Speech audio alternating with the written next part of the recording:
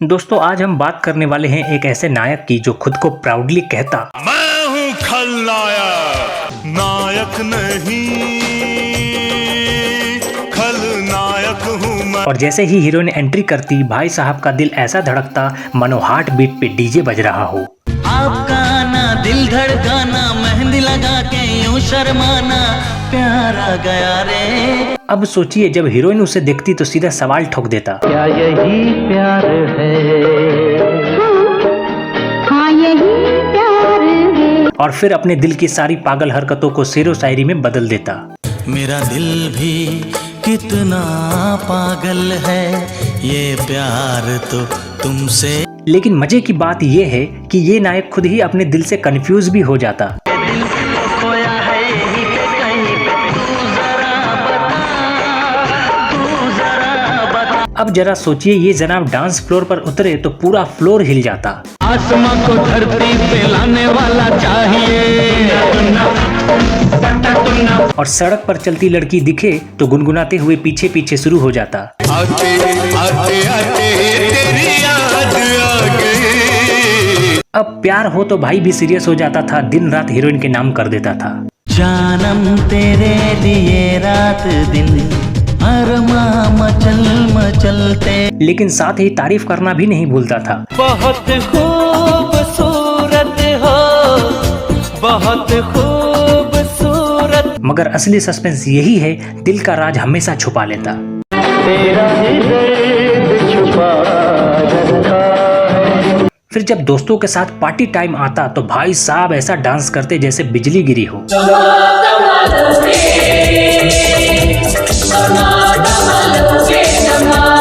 लेकिन प्यार का असली इम्तिहान तब होता जब जुदाई सामने आती और वो फूट पड़ता दर्द में।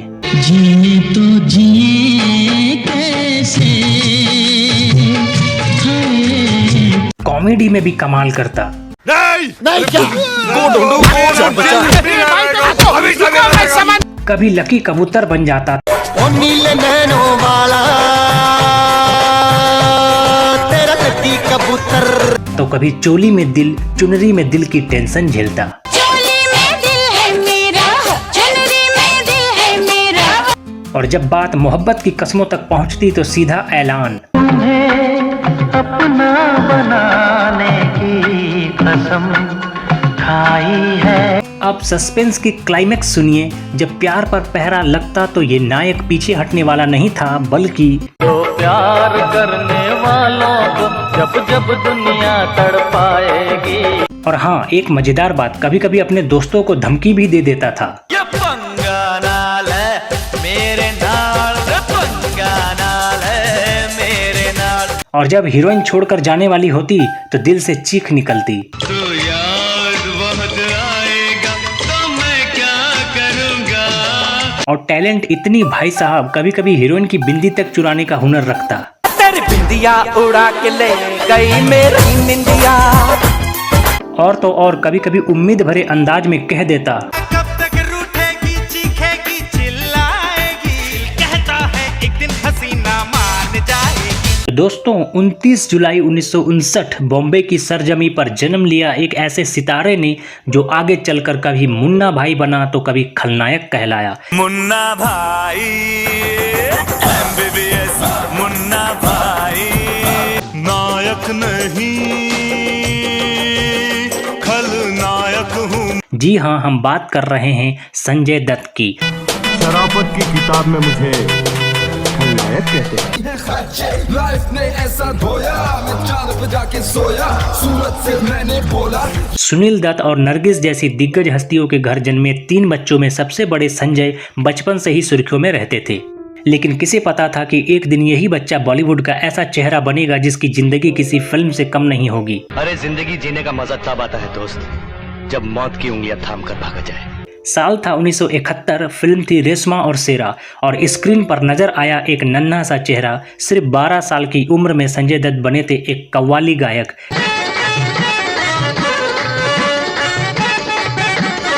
दिलचस्प बात यह है कि इस फिल्म के निर्माता, निर्देशक और नायक थे उनके अपने पिता सुनील दत्त। और यहीं से शुरू हो गया संजू बाबा का बॉलीवुड सफर। लेकिन असली आगाज हुआ 10 साल बाद, साल 1981 में, जब पर्दे पर आया एक नया हीरो। फिल्म का नाम था रॉकी। रॉकी मेरा नाम, रॉकी मेरा नाम, रॉकी मेरा नाम। दोस्तों, यही थी वो फिल्म जिसने संजय दत्त को बतौर लीड एक्टर बॉलीवुड में लॉन्च किया। क्या हुआ? फिल्म में उनकी हीरोइन थी टीना मुनीम। फिल्म के साथ साथ दोनों की नजदीकियों की चर्चा भी जोरों पर रही। क्या यही प्यार है? हाँ यही प्यार है। मगर अफसोस, ये रिश्ता ज्यादा समय तक टिक नहीं पाया। फिल्म रॉकी भले ही सुपरहिट ना रही, लेकिन दर्शकों को आर.डी. बर्मन के गाने बेहद भा गए। देखे जरा किसमें कितना है दम, ने उस दौर में चार्ट बस्टर का दर्जा पा लिया। अब रही बात संजय दत्त की एक्टिंग की। पहली फिल्म होने के कारण उनकी डायलॉग डिलीवरी में थोड़ी झिझक नजर आई। प्यार में, मोहब्बत में दिल जो टूट जाते हैं, लोग ऐसी हालत में तेरे पास आते हैं। उनका हेयर स्टाइल, उनका स्टाइलिश स्वैग नौजवान दिलों की धड़कन बन गया। यंगस्टर्स के बीच वे एक नए फैशन आइकन के तौर पर उभर आए। मगर दोस्तों, किस्मत का खेल देखिए। 6 मई 1981 को जब रॉकी रिलीज हुई तो ठीक 3 दिन पहले यानी 3 मई को संजय दत्त की मां नरगिस दत्त इस दुनिया से रुखसत हो गई। लंबे समय से कैंसर से लड़ रही नरगिस के जाने से संजय की खुशियों पर गहरा साया छा गया। आपको बता दें, करीब 1.5 करोड़ की लागत से बनी रॉकी ने बॉक्स ऑफिस पर 6 करोड़ की कमाई की। होना कभी खत्म लेकिन दो दिलों की कहानी। और इस तरह संजय दत्त ने फिल्मी दुनिया में अपना पहला कदम रख लिया। बचाओ आओ मेरे यारो आओ। इसके बाद 1982 में उनकी 2 फिल्में रिलीज हुई। पहली थी romantic drama film Johnny I love you. तोबा ये लड़की तो हिरनी जैसी भागे, पीछे रह गया मैं देखो वो निकल गई आगे।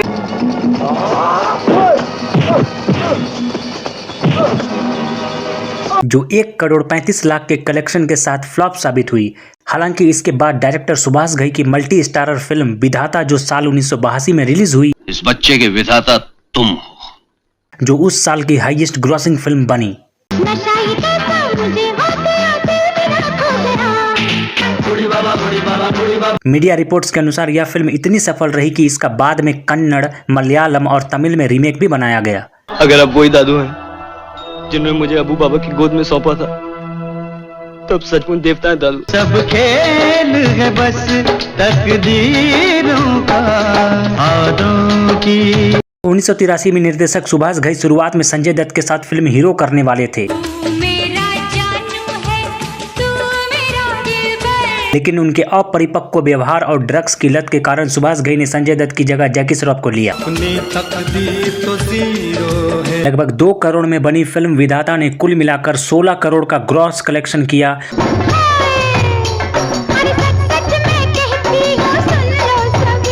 और ब्लॉकबस्टर साबित हुई। फिर 1983 में आई फिल्म मैं आवारा हूँ औसत प्रदर्शन कर पाई। अरे प्यार किसे कहते हैं, प्यार किसे कहते हैं। लगभग 1.5 करोड़ के बजट के मुकाबले यह फिल्म लगभग 2 करोड़ का कलेक्शन कर सकी। उसके बाद की फिल्म बेकरार फ्लॉप रही।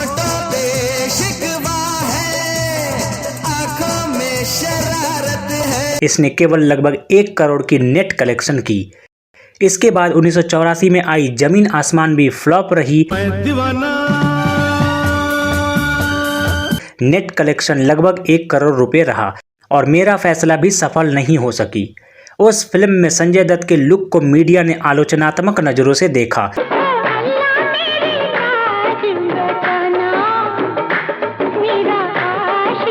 और इस पर विवाद भी उठा। इसके बाद 1985 में आई 2 दिलों की दास्तान भी फ्लॉप रही। मैं ना रहा तू ना रही। फिल्म ने लगभग 1.5 करोड़ के खर्च के मुकाबले करीब 2 करोड़ की कमाई की। लगातार 4 फ्लॉप देने के बाद आखिरकार एक एक्शन फिल्म जान की बाजी रिलीज हुई, जो सफल रही।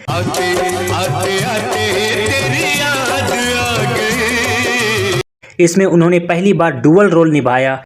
इस फिल्म का तेलुगु में 1988 में रीमेक भी बना और लगभग 1.5 करोड़ के बजट के मुकाबले 2.5 करोड़ के कलेक्शन के आधार पर इसे सेमी हिट घोषित किया गया।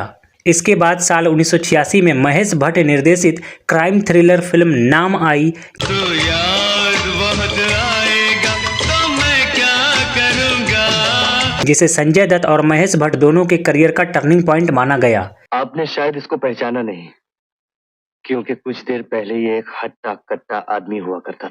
इस फिल्म में संजय दत्त की परफॉर्मेंस को काफी आलोचनात्मक सराहना मिली। Drop the gun!